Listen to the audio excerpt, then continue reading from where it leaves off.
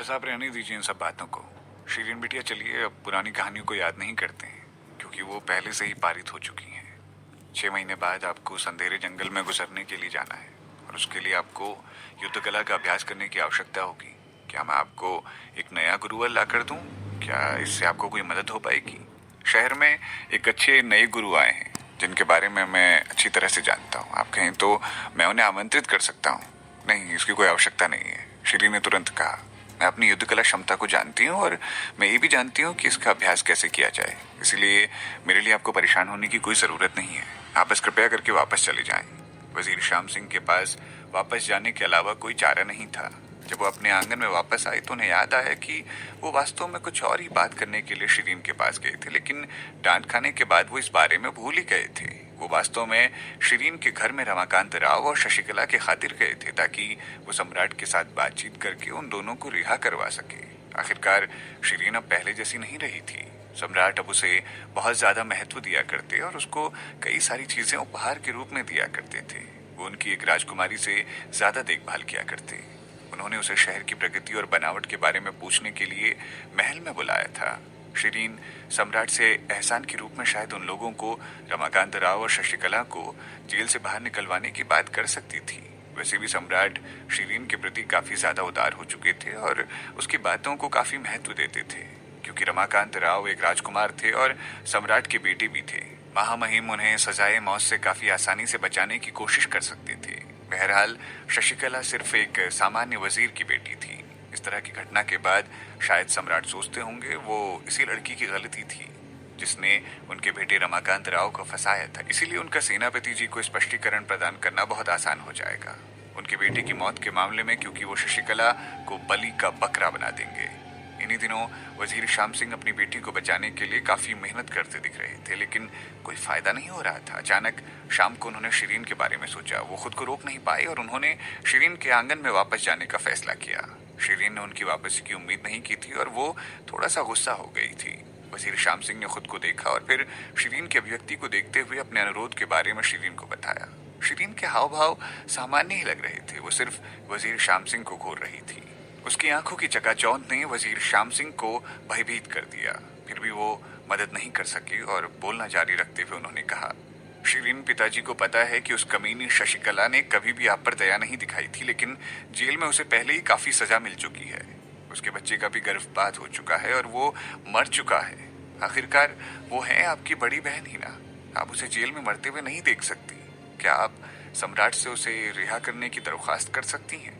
क्या ये संभव है कि आप महामहिम से कल ही जाकर इस बारे में बात करें, ताकि शशिकला की जल्द से जल्द रिहाई की कार्यवाही शुरू हो सके? शिरीन ने उन्हें बोलना जारी रखने से रोक दिया और कहा, वजीर जी, यहाँ मेरे 3 बिंदु हैं, उन्हें ध्यान से सुने। सबसे पहले, उसने किसी की हत्या कर दी है और उसे इसकी सजा अपने जीवन साथी के साथ चुकानी पड़ेगी। दूसरा, वो मेरी बहन नहीं है, मेरी माँ कुमकुम देवी है और उनकी माँ शकुंतला देवी। और तीसरा, जब वो और रमाकांत राव मेरे खिलाफ साजिशें रच रहे थे, तब तो उन्होंने मुझे अपनी बहन के रूप में नहीं गिना था। अगर उनकी योजना सफल हो गई होती तो मुझे सेनापति के पुत्र द्वारा मौत के घाट उतार दिया जाता। आपने कभी इसके बारे में सोचा है? दरअसल उस घटना में शिरीन के शरीर की सच्ची मालकिन शिरीन की मृत्यु हो चुकी थी। इसका मतलब ये भी था कि रमाकांत राव और शशिकला दोनों वास्तव में उसकी हत्या के लिए जिम्मेदार थे। हालांकि उन्होंने सेनापति के पुत्र को नहीं मारा था, लेकिन उन्होंने असली शिरीन को तो जरूर मार डाला था। उस गरीब बच्ची को कोई प्यार नहीं करता था।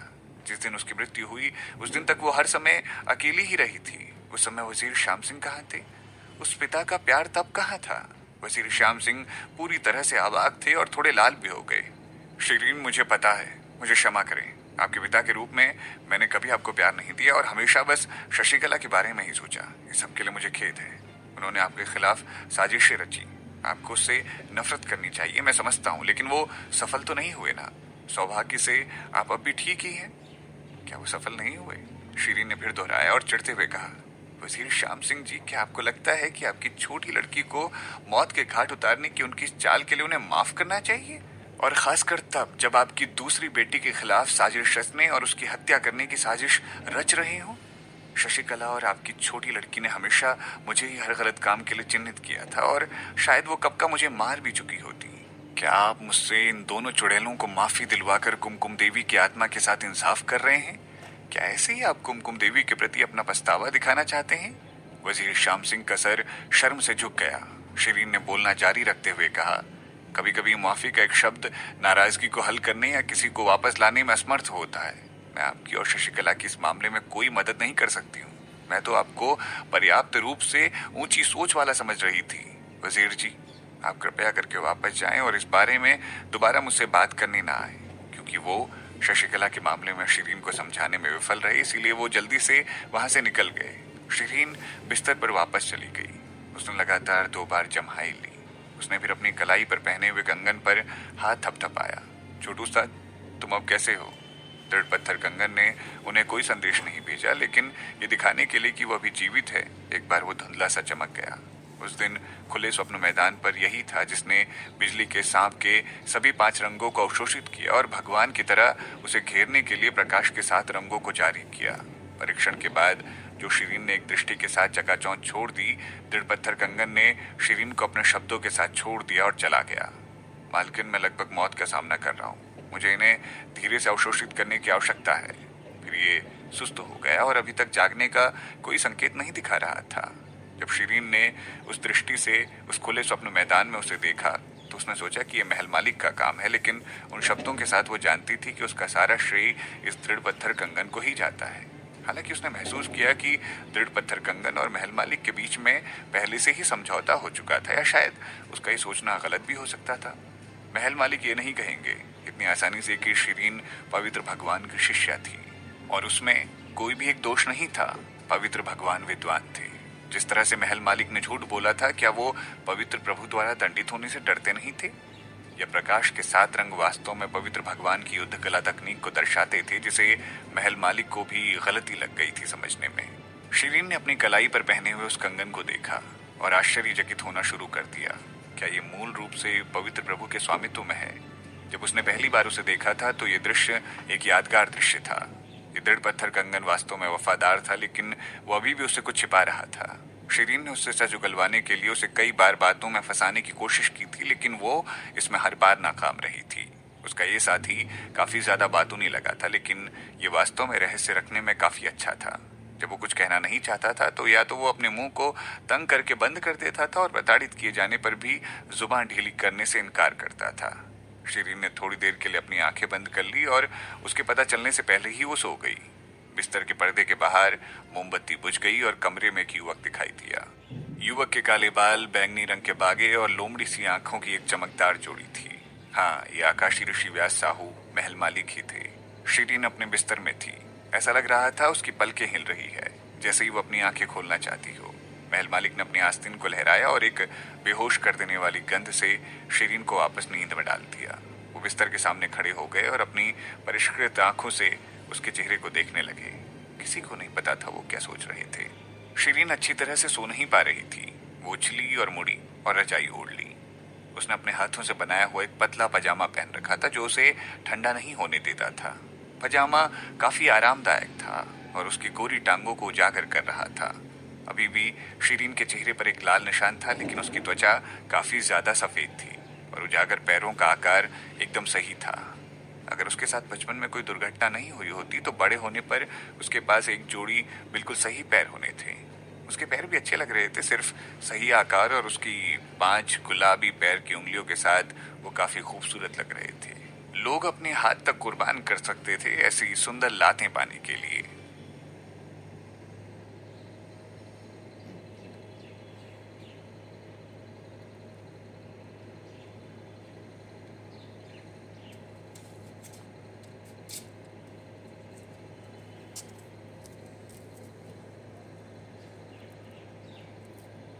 जब महल मालिक को पता चला कि वो सही स्थिति में नहीं है तो वो पहले ही 1 मिनट के लिए उसके पैरों को ही घूरते रहे।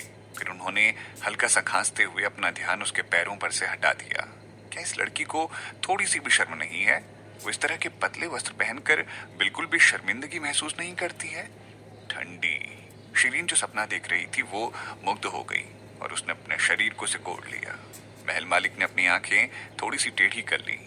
शिरीन के पैर उसी की ओर झुकते हुए उसकी बाहों के साथ उसकी छाती की तरफ मुड़ चुके थे, जो एक नींद की स्थिति थी जिसमें उसकी असुरक्षा दिखाई देती थी। ये छोटी लड़की घमंडी और मजबूत लग रही थी, लेकिन जब वो सो रही थी तब भी वो ऐसी असहाय स्थिति में दिखती थी इस स्थिति में एक व्यक्ति का दिल उसे देखकर कैसे नर्म नहीं होगा? मेरी प्यारी, अगर तुम ठंड में हो तो रजाई को दूर क्यों धकेल रही हो? क्या तुम परेशान हो किसी चीज को लेकर? रजाई से ढकने से पहले उन्होंने उसके पजामे को तसल्ली से समायोजित किया। उन्हें पता चला कि उसके छोटे पैर ठंडे थे, इसीलिए वो ये जान चुके थे कि उसके पास एक सर्दी असहिष्णु शरीर था। उन्होंने उसे रजाई में इतना कसकर ढक दिया कि कोई भी केवल उसके छोटे चेहरे और छोटे हाथों से ही रजाई से उजागर होता उसे देख सकता था। उन्होंने अपना ध्यान उसके चेहरे से उसके हाथों की ओर स्थानांतरित कर दिया।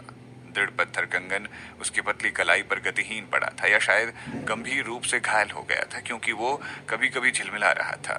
उन्होंने दृढ़ पत्थर कंगन को ऐसे छुआ जैसे उन्हें कुछ याद आया हो। एक पल के बाद वो थोड़ा डर गए। वो दृढ़ पत्थर कंगन में उस सारी आध्यात्मिक शक्ति को स्पष्ट रूप से महसूस कर सकते थे, लेकिन ये इतनी उपेक्षित नहीं थी। उन्होंने ही दृढ़ पत्थर कंगन को आदेश दिया था कि वो बिजली के सांप के 5 रंगों को सोख ले और शिरीन के शरीर पर प्रकाश के अपने 7 रंगों को छोड़ दे। फिर भी उन्होंने उम्मीद नहीं की थी कि वो उस ताकतवर बिजली के सांप के सभी 5 रंगों को अवशोषित कर लेगा और सभी को आश्चर्यचकित कर देगा। हालांकि उन्होंने कुछ नहीं कहा, लेकिन वो अपने संदेह की पुष्टि करने के लिए आए थे। इस तथ्य ने साबित कर दिया कि वो सही थे। दृढ़ पत्थर कंगन ने केवल बिजली के सांपों के 5 रंगों में से 1/3 से कम अवशोषित किया था, और बाकी तो स्वयं शिरीन ने अवशोषित किए थे। स्वाभाविक रूप से शिरीन के छोटे शरीर ने जो अभी अभी कुछ आध्यात्मिक शक्तियां खोजी थी, उसको मजबूत आध्यात्मिक शक्ति वाले बिजली के सांप से इतना ज्यादा अवशोषित करने में सक्षम नहीं बनना चाहिए था, और शायद उसके शरीर को विस्फोट हो जाना चाहिए था। फिर भी उन्हें उम्मीद नहीं थी कि उसके शरीर में समा चुके सांप पूरी तरह से गायब हो जाएंगे। अब उनका पता भी नहीं लगाया जा सकता। क्या ये उसके विशेष भौतिक शरीर से संबंधित होगा, या शायद इसीलिए था कि क्योंकि उसकी आत्मा दूसरी दुनिया में उत्पन्न हुई थी।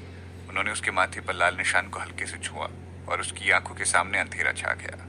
एक पल के बाद वो आखिरकार उठे और एक पलक झपकते ही गायब हो गए। बिस्तर की चादर पर पानी की एक लहर के समान एक लहर बनी। शिरीन अपने सपने से बाहर आई और उसने अपनी आंखें खोली। उसने रजाई को बिस्तर पर बड़े करीने से देखा और वो थोड़ा शर्मा गई। उसने अपनी रजाई को लात मारने की आदत थी, लेकिन आज वो अप्रत्याशित रूप से बिल्कुल सही ढंग से उसके ऊपर थी। जब वो उठी तो उसकी रजाई इतनी साफ सुथरी होगी उसे उम्मीद नहीं थी। उसने सोचा था कि क्या ये ठंड के मौसम के कारण था। उसने अपनी भौहों के बीच की जगह को रगड़ दिया और स्पष्ट रूप से महसूस किया कि वो एक पल के लिए बीच में जाग गई थी, और सही मायने में जागने से पहले ही वो सो गई थी। और जब वो केवल अचेत अवस्था में थी तो उसे ऐसा लग रहा था कि कोई अंदर आ गया। वो हड़बड़ा गई, जाग गई और उसने कपड़े पहन लिए। फिर वो जल्दी से घर के चारों ओर टहलने लगी, लेकिन उसे ना तो कुछ अजीब लगा और ना ही लोगों के आने का कोई संकेत मिला। क्या वो अधिक संदिग्ध नहीं हो रही थी? क्योंकि वो अभी भी जल्दी में ही थी। शिरीन ज्यादा आराम करने के लिए बिस्तर पर वापस चली गई। आखिरकार वो पिछले 3 दिनों में बहुत थकी हुई थी। उसे उन आगंतुकों से निपटना नहीं था, लेकिन 6 महीने के बाद उसे काले जंगल के डरावने से सफर से निपटने के लिए भी कड़ी मेहनत करनी थी। इस दुनिया में कई तरह की आध्यात्मिक शक्तियां थी। सोने की, लकड़ी की, पानी की, आग की, मिट्टी के अलावा भी कुछ दुर्लभ गड़गड़ाहट और हवा की प्रतिभाएं भी थी। प्रत्येक प्रकार की अपनी एक अलग अभ्यास विधि होती है। इस प्रकार विभिन्न पुस्तकों की आवश्यकता होती है। शिरीन ने खुद का परीक्षण किया था और उसे पता भी चल गया था कि उसके अंदर दोहरी प्रतिभा है। एक सामान्य अग्नि प्रतिभा के साथ साथ उसके पास जो दूसरी अत्यंत दुर्लभ प्रतिभा थी वो थी पवन की प्रतिभा। इसीलिए उसे अभ्यास करने के लिए कुछ खास पुस्तकों की आवश्यकता थी। वो इस तरह की किताबों को वजीर श्याम सिंह की हवेली में नहीं पा सकती थी, इसीलिए वो केवल राजकुमार महादेव प्रताप सिंह के पास जा सकती थी मदद मांगने के लिए। महादेव प्रताप सिंह उसके प्रति बिल्कुल भी स्वार्थी नहीं थे। वो उसे सीधे महल के पुस्तकालय में ले गए और लंबे समय तक खोज करने के बाद शिरीन को वहां केवल 2 प्रासंगिक पुस्तकें मिली। हालांकि शिरीन काफी निराश थी, क्योंकि ये दोनों किताबें बुनियादी नहीं थी, बल्कि एक मध्यवर्ती संस्करण में थी। क्योंकि ये शिरीन की शुरुआत थी, इसलिए किताबें निश्चित रूप से अनुपयुक्त थी उसकी मदद करने के लिए। फिर भी क्योंकि उसे कुछ नहीं मिला था, इसीलिए वो केवल उन्हीं 2 पुस्तकों को अपने साथ वापस ले जा सकती थी और इन पुस्तकों को कुछ मूल बातें जानने की कोशिश करने के लिए प्रयोग कर सकती थी। उसने एक पूरा दिन पढ़ाई की, फिर भी कुछ भी पता लगाने में वो असफल रही। ये भावना एक जूनियर स्कूल के छात्र को अलजेब्रा छोड़ देने और तुरंत विश्वविद्यालय स्तरीय कैलकुलस सीखने पर आती थी। उसे लगा कि उसका सर दर्द हो रहा है, इसीलिए उसे अस्थायी रूप से हार माननी पड़ी और इसके बजाय उसने अपनी अग्नि प्रतिभा का अभ्यास करना शुरू कर दिया। वो दिन भर अभ्यास करती और महसूस करती थी कि उसकी आत्मा की शक्ति में थोड़ा सा सुधार जरूर हुआ है। उसने महादेव प्रताप सिंह से भी बात की थी, जो एक दिन पहले ही काले जंगल में होते हुए दूसरे राज्य में गए थे। क्योंकि शिरीन तीसरी चोटी के ऊपर और नीचे की स्थिति को समझना चाहती थी, इसलिए उसने महादेव प्रताप सिंह से कुछ सवाल किए। महादेव प्रताप सिंह की आत्मा की शक्ति 6 स्तर की थी। जब वो उस अंधेरे जंगल से गुजरे थे। उस समय भीमपुर साम्राज्य में उनकी आध्यात्मिक शक्ति बहुत अधिक थी, फिर भी वो केवल तीसरे शिखर के किनारे तक ही पहुंच सके थे। वो बहुत परेशान थे और वहां पहुंचते ही वो अपनी जान गंवा देने वाले थे। वो अभी भी बुरी तरह से घायल पड़े हुए थे और उन्हें उस जंगल से बाहर आने में बहुत कठिनाइयों का सामना करना पड़ा था। उनके अनुसार वहां न केवल अत्यंत क्रूर जानवर थे बल्कि सर्वव्यापी जहरीली गैस भी थी। एक दलदल था जो लोगों को अवशोषित कर सकता था, लेकिन घास के मैदानों की तरह दिखता था और काम करता था। एक आदमखोर पेड़, चींटियों की एक आदमखोर सेना, यहाँ तक कि ब्रह्म मनुष्य भी थे जो इंसानों को खा सकते थे। यहाँ तक कि बिजली वाले शेर जो कि शिरीन को मिल चुके थे, काले जंगल में बहुत आम पाए जाते थे। महादेव प्रताप सिंह ने शिरीन को आखिरकार काले जंगल के बारे में काफी कुछ बता दिया। जो भी उसे पता चला, उसे जल्द से जल्द उन सभी चीजों का अभ्यास करना पड़ेगा ताकि वो तीसरी चोटी पर पहुंचे तो वो खुद की मदद कर सके। शिरीन की क्षमता केवल सम्राट के लिए बहुत ही कीमती नहीं थी, अन्य देश भी उस पर भरोसा कर रहे थे। इसीलिए सम्राट ने वजीर श्याम सिंह की हवेली की सुरक्षा के लिए एक शाही टुकड़ी भेज दी थी और किसी भी दुर्घटना को होने से रोकने के लिए शिरीन के पास छिपे हुए 4 आकाओं को भी भेजा था। इन लोगों से सुरक्षा मिलने के साथ शिरीन खुद को ज्यादा सुरक्षित महसूस करती थी। फिर भी वो अपने भीतर गहरे दबे हत्यारे को हमेशा चौकन्ना रखती थी। वैसे भी ये सारे लोग उसे बड़े संत जी से नहीं बचा सकते थे। अपनी मंगेतर की खातिर उसे फिर से मौर्य पर्वत पर ले जाने के लिए कभी भी आ सकते थे। ना तो ये स्वामी तब उसे बचा सकते थे और ना ही सम्राट के भेजे हुए सैनिक उसे तब बचा सकते थे। वो सभी बड़े मौर्य संत जी जैसे गुरु के खिलाफ कैसे लड़ सकते हैं। 3 दिनों की रखवाली के बाद उसे थोड़ी राहत मिली, क्योंकि उसने बड़े मौर्य संत जी का बिल्कुल कोई नामो निशान तक नहीं देखा था।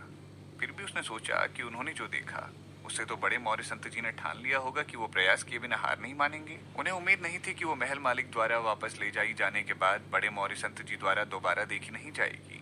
क्या उन्होंने हार मान ली थी या उन्होंने किसी चीज में खुद को उलझा लिया था?